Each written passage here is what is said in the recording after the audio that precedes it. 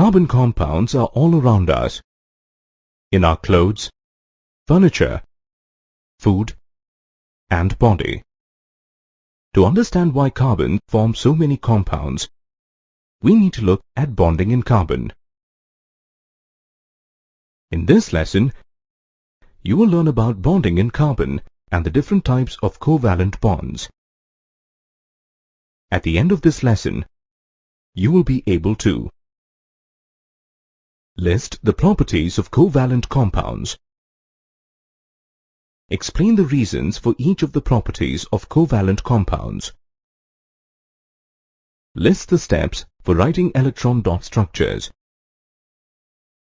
classify the different types of covalent bonds, and explain covalent bonding in carbon with reference to methane. Covalent compounds are identified by some distinguishing properties. Let's look into the properties of covalent compounds. Covalent compounds have low melting and boiling points. This is due to weak forces of attraction between the molecules. For example, chloroform has a boiling point of 60 degrees centigrade. When compared to ionic compounds, covalent compounds are non-conductors of electricity. This is due to the absence of free ions. The type of bonding in the carbon compounds does not give rise to any ions. To understand the bond formation in carbon, we need to know the combining capacity of carbon. The combining capacity of any element depends on the number of valence electrons. Therefore, in order to know the combining capacity of carbon, we need to know the number of valence electrons in carbon. When we look at the electronic configuration of carbon, it is clear that it has to either gain or lose 4 electrons to attain noble gas configuration. Suppose carbon gains 4 electrons, it would form a C-4 ion. But carbon being a comparatively less electronegative element than fluorine, chlorine, oxygen, etc., is unable to hold 4 extra electrons, meaning it would be difficult for the 6 protons to hold the 10 electrons. Now, suppose it loses 4 electrons, it would form a C+4 cation, which is again a difficult task. It would require a great deal of energy to remove 4 electrons, leaving the cation with 6 protons in the nucleus and holding only 2 electrons. This makes either of these possibilities difficult.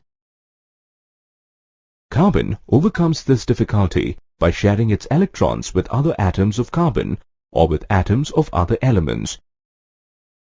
We know that sharing of electrons results in a covalent bond, and the shared electrons belong to either of the atoms.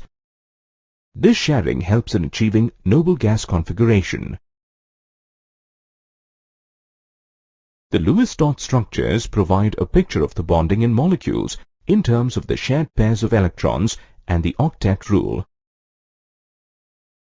A Lewis structure is a type of shorthand notation. In this method, atoms are written using their element symbols. Lines are drawn between atoms to indicate chemical bonds. Single lines are single bonds. Double lines are double bonds. Triple lines are triple bonds. Dots and sometimes the symbol X is used to represent an electron. Steps to draw a Lewis structure. Let's take carbon dioxide as an example in writing the Lewis dot structures.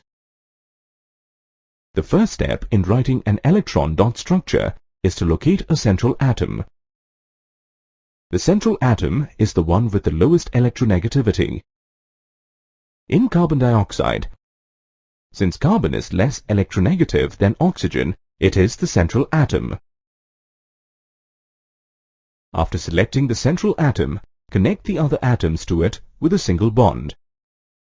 We may change these bonds to become double or triple bonds as we progress.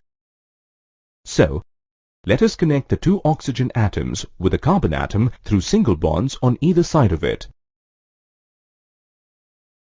The third step is to determine the number of valence electrons possessed by each atom in the molecule. In a carbon dioxide molecule, a carbon atom has 4 valence electrons and an oxygen atom has 6. Now the octet rule states that atoms with 8 electrons in their valence shell are stable. Hence, we need to check if the octet is satisfied for each atom or not. The next step is to arrange the electrons so that each atom contributes 1 electron to a single bond. Now, in the present example, when such an arrangement is done, we can see that there are 6 electrons around carbon and 7 around each oxygen atom. This means that the octet is not complete.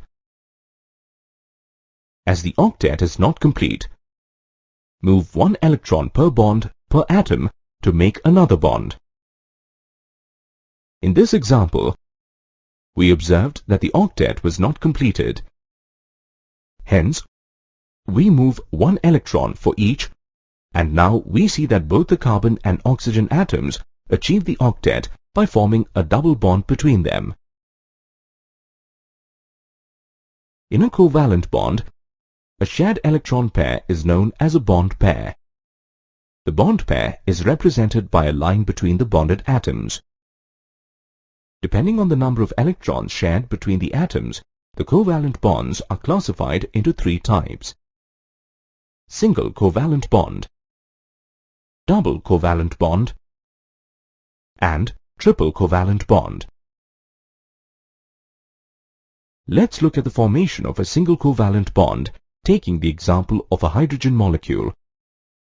We know that the atomic number of hydrogen is 1. Hence, hydrogen has 1 electron and it requires 1 more electron to attain the nearest inert gas configuration, which is helium. To achieve this, each hydrogen atom contributes an electron to form a single bond.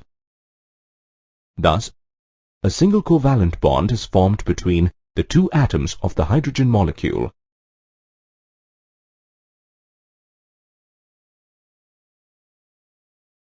Considering the example of oxygen, let's see the formation of a double covalent bond. The atomic number of oxygen is 8 and it requires 2 electrons to achieve the nearest stable inert gas configuration, which is neon. To achieve this, 2 oxygen atoms contribute 2 unpaired electrons to produce 2 bond pairs. Thus, they share these 2 electron pairs to form a double bond or dicovalent bonds.